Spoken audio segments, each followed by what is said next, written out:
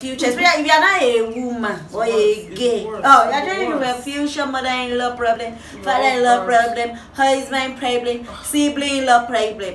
Mommy, can I even see the problem first before the training?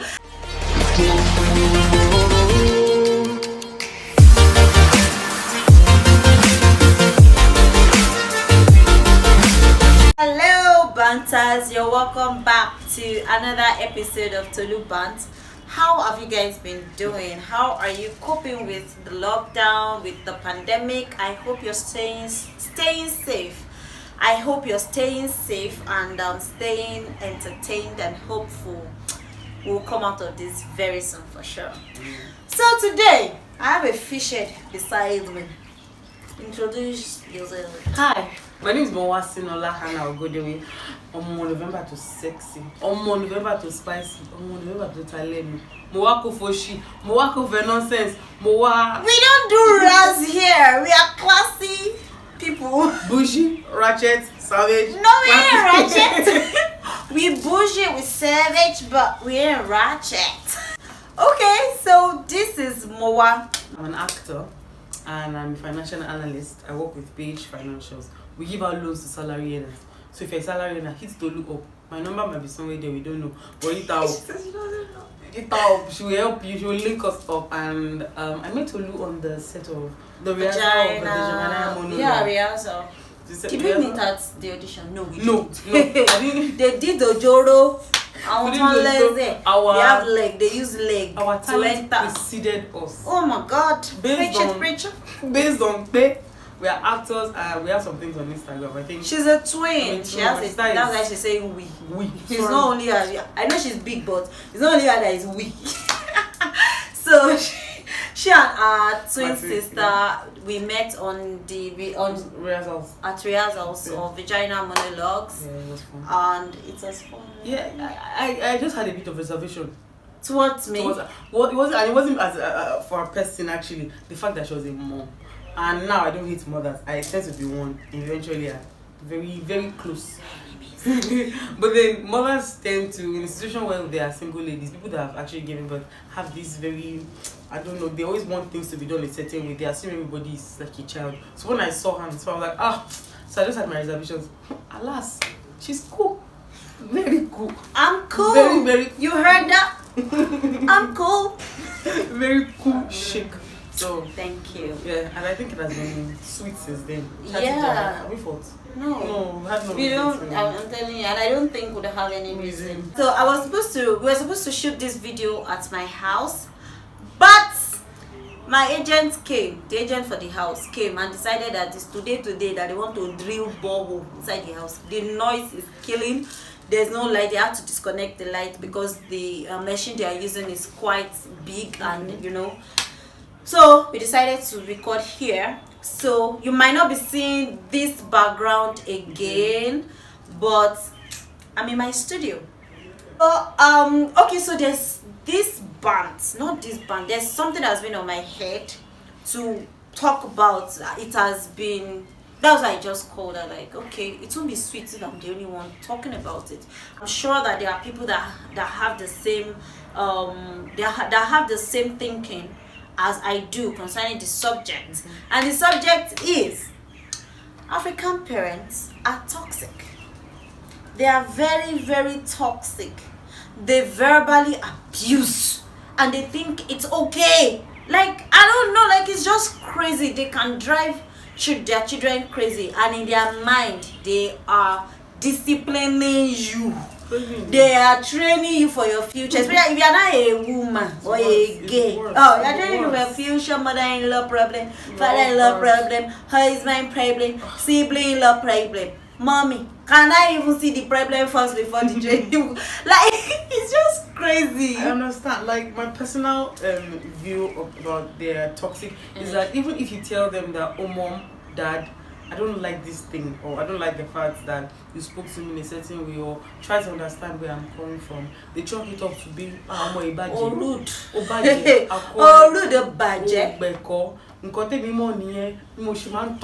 I mean, I'm like, yes, it's good. That's what they taught you, but it doesn't make it right. Right. The other day, my mom and I were talking about how some words you say to kids can either boost their confidence or totally destroy it. Okay, there was this girl, I think she's about 10 or 11. She was walking like she's already slouching. Okay. And I remember quite when she was around like 8 thereabout, we're talking about how she used to chest out.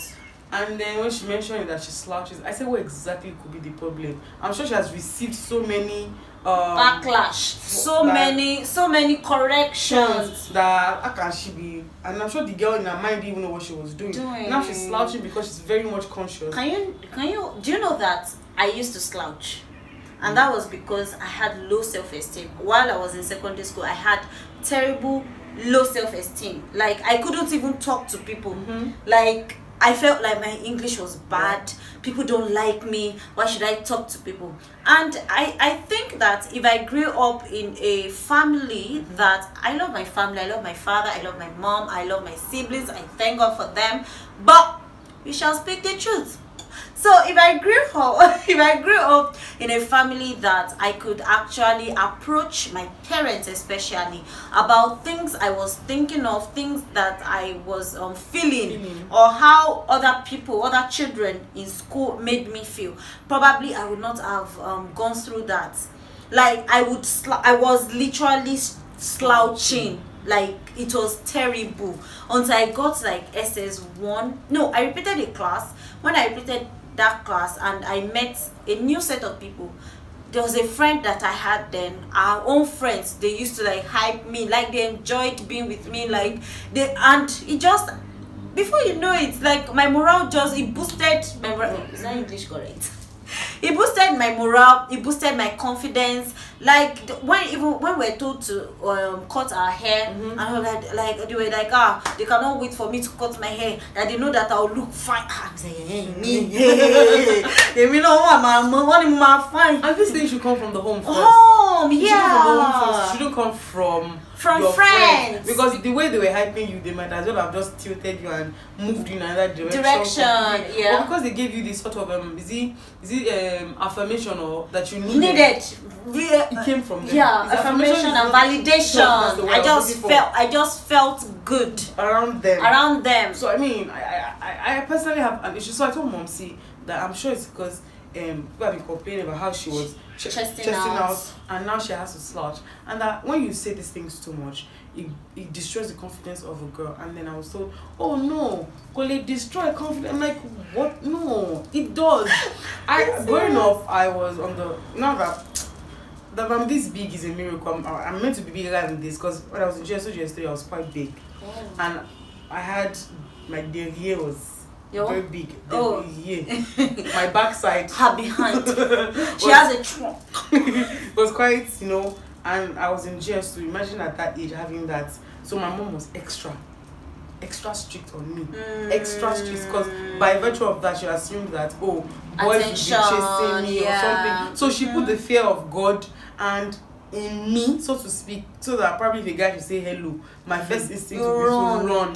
I mean, that's his own advantage. But then along the line, I became so insecure with my body, and even till when I got to university, and sometimes it comes out to play, because I felt my bum she put so much attention on it.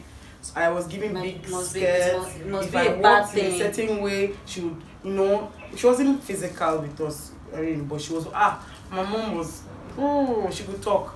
Now, it's funny because we're grown up now, we're now friends, and I feel like it shouldn't be so. You should be friends with your children right from their growing stage up to their adulthood. So whatever it is that we're going through, you would be able tell to. You. And if we disagree with you, don't take it as this morning, funniest thing, something happened this morning. I can't remember what exactly he just finished bathing. I just finished bathing for him, and I'm dressing him up, and then I told him, oh God, you look fresh, you're smelling nice, and he hugged me and said, you also look fresh. And meanwhile, I had not had my bath, and my son is my number one fan and protector. Like, you cannot even as a girl, you cannot hug me. He's going to fight you. So so he was trying to like say something nice to me, so I was like, oh, you also look fresh. I was like, are you sure? I've not had my bath. Let me stand up and have my bath before I look fresh. Like, I actually wanted to say you were not smelling nice, but I thought you were going to beat me. I said, no, if you're telling me what is on your mind, I won't beat you. It's only if you do something that we both discussed, that, okay, don't do this. Yeah. That's why I'm going to correct you. Because I told him, I always want to know what you're thinking, so that if it is wrong, I'll be able to correct you. So I told my son, if you're thinking about something, you have to let me know, so that I'll be able to correct you if it is wrong or right. Do you understand? You don't, if it's something that is on your mind, it's not, I want to know. I was like, oh, okay, ma'am. So if most of the adults that we have now, if they had that kind of parents that would like basically allow your children to live, to express themselves, so that you could now say, oh, this is not the way. There is a place of training. There is a place of actually disciplining a child. We can't remove it, because I'm also a mother, and I know how it feels mothering a child. So like, children can make you get so angry and all of that, but the value you hold when it comes to parenting should be to be the best of stewards you could ever be, because at the end of the day, that child has his or her life to live. You have yours to live. You are just a steward. All you have to, even the Bible says, train a child in the way he should go. When he grows up, will not depart from him. Can you walk now? Because the Bible is, I feel like God knows that there will be a point when a child grows up, you will be distracted. You will see things. You will be able to like, oh no, this is not the way. Even if you get distracted and you like stray, you still come back like online. Because you already because you already know that, okay, there is this is it. This is what we value. This is what we Do you understand? So, but I feel that African parents or African culture allows for toxicity, especially you will see it in their parenting, in their relationship, in their marriages. It is terrible. In parenting, you will see some parents in the bid of correcting a child, saying words that will linger, that would affect the child's confidence. And then even when you tell them that, mommy, daddy, or I cannot get, this is how this thing is making me feel. And then they bring this stuff like, I've said it, but it's not on here. Can't they get your apology from the birds of the sky? I'm like, it's not. My dad, something happened between my dad and my sister, my dad and myself some weeks back, and he was just saying this, and I got angry. I hate getting angry. Like, I was literally like just praying in my mind, like, God, Holy Spirit, please just give me patience. Let me be able to sit this through. Alas, children of the Lord, dear Banters, I couldn't sit it through. I stood up. I was angry. I was like, Daddy, why would you say this to me? Why?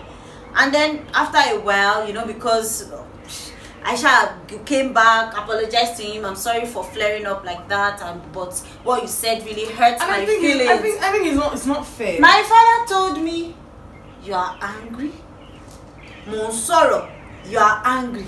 If you are angry, you will keep it with him. I said, no, Daddy, I'm human. The fact that you are older than me or that I am younger than you does not make me different from you. Like, I have blood flowing through my veins. So if I'm angry, I would if I'm hurt, I would express my anger. And especially with the fact that you are my father. So I should be able to express my anger to you. If you're doing something that hurts me, I should be able to tell you. And I was just like, the other day, my mom and I had a fight. I think I told you about it. Yeah. And we didn't talk to each other. What did she do? What did I do? I went out and I can't even talk about it. And then I told her about what she did, that I didn't like it. And the next thing, my mom started keeping malice. And I think we went on for like a week plus. Okay. Then a particular Monday, I went to meet her and I was like, Mom, I told you that I did not like something and that you offended me or what you said. I didn't like the way I felt. And the next thing was for you to keep malice. I said it shouldn't be done. If I say I don't like something, I'm not saying I don't like you. I'm saying I don't appreciate being addressed in a certain way, because I think we can have disagreements without having to, what's the word, fight. I mean, I can say I don't like something, mommy, and let it just end there. That okay, could like no need. But especially when a child is already grown, they feel the need to learn that. I think they begin to realize that at a certain age we don't need them anymore. It's not as if we don't need them per se, but I mean as much as we depended on them for almost everything. Now we're working, we have our bit of our own money, we have our own lives to live. We're thinking of I can't, if I tell my mom that, Mom, I'm going through a lot, I'm thinking she's like, hey, kilo malema, go through that. I'm like, what do you mean? Are you telling me that at my age I cannot have things going through what's going on in my head? Have issues. I don't like it's foreign. It's foreign to them. We should be the perfect children for errands. As long as you are available for errands, you are a well-trained child. As long as you don't disagree with, you give a child space to grow, to become their person. Because at the end of the day, as African parents as they are, if that same child continues to run errands for them, they will have no respect for such a child, and they will still continue. Even people outside will not have respect for the child. The child will not have respect for himself. Because you now become a feeble-minded person. You can't make a decision by yourself. You can't do things by yourself. Is that the kind of child that you actually want to be? Even they themselves, they will not be proud of that child. One day I told my mom, I said, do you think you'll not have a problem if all your children will think like you, or we agree totally to everything you say? And if it's a problem, parents, what most African parents want is just a perfect child that is good for errand. It still boils down to, as a parent, do not forget who you are. Do not forget your purpose. Do not forget to live and take care of yourself. Because really, my father usually says, by the grace of God, I don't depend on any child till I die. The money that I need, that I used to eat and live a good life, I have it till I'll die. So, but if you do for me as a child, it's good, it's great, but it's not like without it I will not be able to live. That should be the primary mentality. But then you see some parents, like, once their child has a job or hits a certain financial breakthrough like this, what's the poverty alleviation something, and then when the child now gets married, especially for a male child, when the child gets married, they'll now be like, it's the wife that is teaching their son not to give them, forgetting that your son has a family now, and they are more important to him. It's not as if he will not do for you. The truth is, no child wants to see their parents suffer. No child wants to. But I think you should allow for the child to breathe. Let's say, sometimes your child might seem like he has money, and might be for money for startup and everything. Wait, let the business begin to grow. You should be scared when your child is giving you some certain amount that does not correlate to it's also like the African culture just allows for all this toxicity, and I have the feeling, I have the faith that if African parents, if they knew that what they were doing, like if they knew that, oh, this is the effect it's having on the children and all that, I feel like they would change. Do you think so? Do you think they'll have a change of heart? I don't believe African parents can change. I'm not in that school. I'm not in that school of thought that African parents can. I don't know. I think they are so set in their ways, and I mentioned to you earlier that we're generations apart. We're generations apart. So it's very difficult for them to come to terms. That's what they lived with. That is what they grew it with. Normal.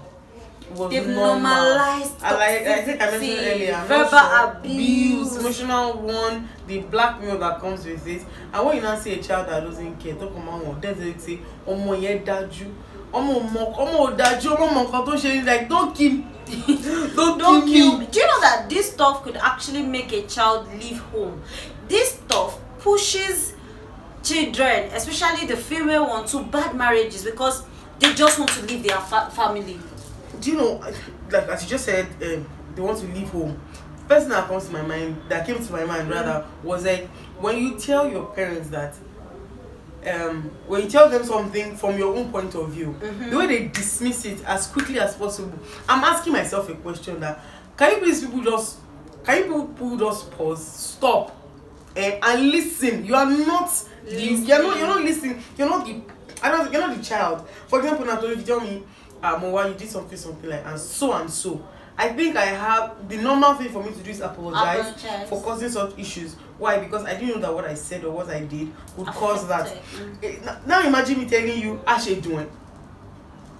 Oh, why? What did I say? Like, don't do that. Try to empathize. Even when they know that they are wrong, they still don't believe that. As in, once they are your parents, they don't believe that you should not be hurt, you should not be offended, you should not feel pain. It's like they feel like you are immune to pain because you are a child. That was why my dad told me. That was why my dad could tell me like, you're angry. Why would you be angry? Why? I said, because you just said something to hurt me, and I have the right to be angry. And because you are my father, I feel that I should be able to tell you that I am angry. I should be able to express my anger to you. If I'm not able to express my anger to you, that means anybody in the world can toss me to and fro and anyhow. I mean, you will not be proud of that kind of child. She's making so much points. I can just relate. Whatever it is that you teach your child, if you teach your child that someone can offend you and not apologize, and it's fine because they're older, it's going to go beyond that scope. That's why when your child is having a relationship with other people, when they offend your child and they don't apologize, the child will probably not see it as a big deal. But it's a big deal sort of again, because at the back of the child's mind, just thinking, at least for me, when someone offends me and they don't apologize, I just chalk it up to it's one of those things. Well, I mean, and then the thing is, stuff like this, you think that, oh, I've grown a thick skin, I'm just pushing it away. They actually have long-term effect. You would not know that you're bitter towards people or towards some people. Do you understand? You will not know that the anger is until it triggers. You will not know that the anger is there. It's hibernating. Just one push like this on the keyboard and just go ballistic and be like, this person is damaged. You know, it's long. It's been accumulating. Because you actually cannot be in a relationship that you cannot express your hurts. You cannot express yourself. And when you do, you're being talked down. I mean, and it stems from the home. If you've apologized when you need to apologize, your child will not accept anything less. Like, will never accept anything less. The child like, no, I'm not used to this. The child will not accept anything less. And they don't know that. And I just pray that we'll become better parents, honestly. They don't know. It's because it takes prayer to break pattern. Pattern, because at the end of the day, I hope you don't notice that your dad's behavior or your mom's behavior that you hate and so much despite your own self. Or your own children now coming to you like, oh mom, when we're growing up you were like this, you were like, oh my god, that's just another my parents.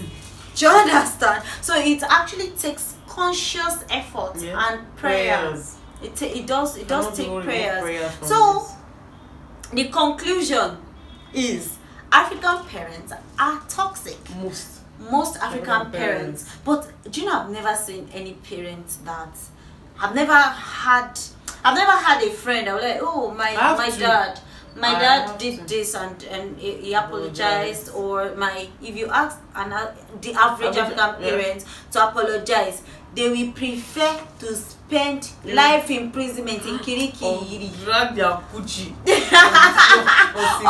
Oh my god, drag it on, and they'll prefer it to actually apologizing for wronging you as your child. And you think that being married will save you from this verbal abuse? Wrong now. You are in for it. It goes shock you. No. Do you know that as a married person, my dad had actually threatened to beat me before?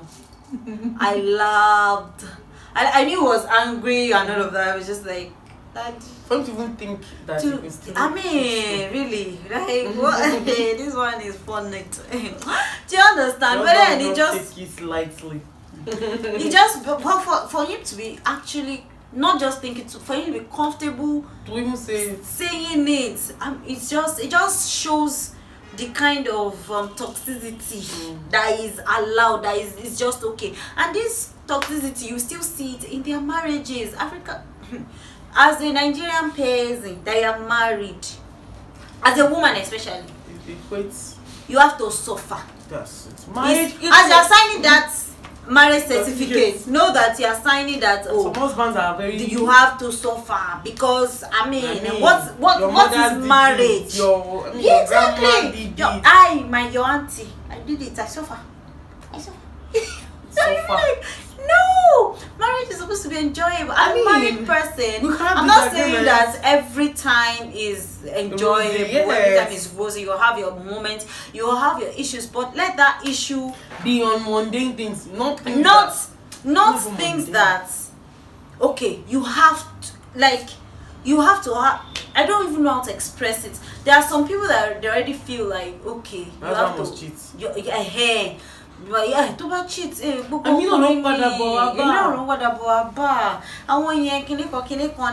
like we need to break the status quo and we need to do better as men, as women. So I mean, it's just crazy that as the average African mother would advise you, like when you have issues with maybe in-laws or something, would advise you, do you know that my mom once told me that the person that was, because my dad lost his parents while he was way young, so the person that was like the next of kin, the father figure for him, then actually slapped her.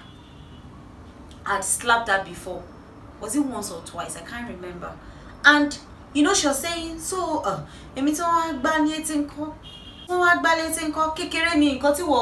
through. You have the, my dear Connie, that is how it is. No. No. Married before, see, no. You can't treat me the way I'm not comfortable with, and then expect that I'll take fine it. With it. No. Let's dead that mentality that as a married person, especially for women. I'm mentioning women because the law or the culture is not on our side. It's not on our side. So yeah, it isn't. And it takes a woman that knows her rights and knows how to be soft and firm at the same time to not like get drowned in all of this. That is why if you go to psychiatric hospitals, you will see that most of their patients are always women. Yeah. And if you ask them, oh, what's this person's story? Men. I was at the market with my mom. I'll let you know that she went to see her friend. Her friend sells stuff at okay. So a lady came to our store to get some things, and the woman was like, oh, she doesn't want to have any interaction to do with the woman, and she had spent a couple of months, more than a couple of months. Almost a year. Yeah, almost a year. She was shut down for like a year because she was in a psychiatric hospital at Arrow, then Ogun State. Why? Her husband, she gave birth to twins and triplets for this man. And he, I don't know, I think he went with another woman. And she went mental. Like, not even mad that she went bonkers because of a man. And the funny thing is, if this man comes back with his family member to beg, they will say accepting. But then turn the tables. Let it be that the woman that goes with one rich alaji.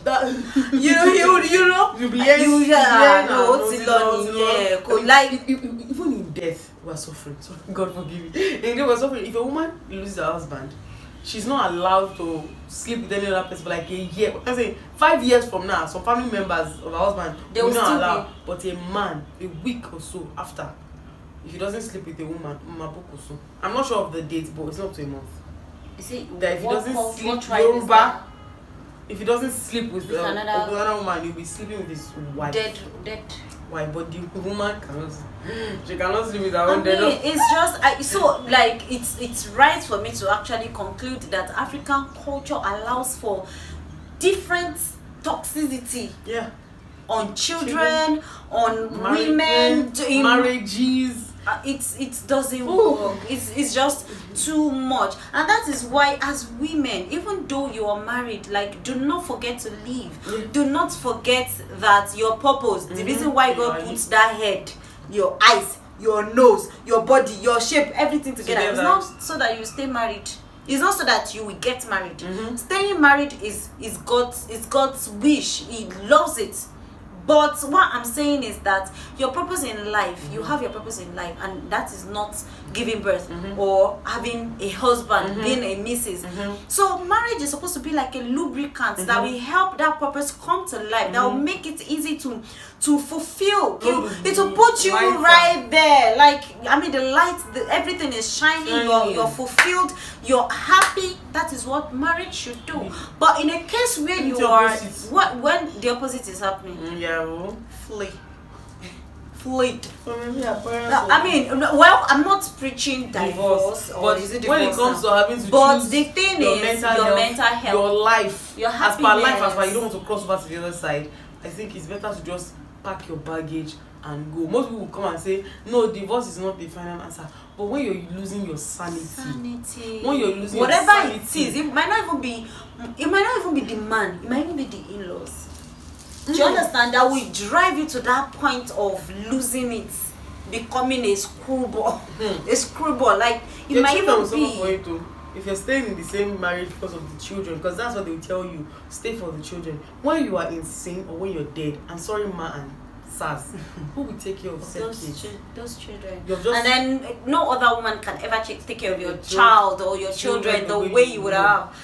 And the hurt, the what they would go through, knowing that their mother died or their mother ran mad because of no, it's not worth it. It's not worth it. So be happy. Always. Find your happy. Find your purpose. Live life. Moa, it's been so nice to have you here, and I'm sure that the Banters are happy to hear from you today. It's a player to be here, and we say we don't speak bad English. It's a pleasure to be here, and I say thank you. Thank you guys for watching this video to the end. Please do not forget to subscribe, like this video, and comment. I want to actually hear from you. Do your parents apologize when they are wrong? If yes, they do, they are one of the lucky few. But if yes, they do, tell us how they do. Because if my own father would apologize, would probably just give me like money or give me something or give me extra attention and all of that. But really, we need to hear the words, I am sorry, I hurt you, I am sorry. So guys, thank you. See you in my next video. Adios.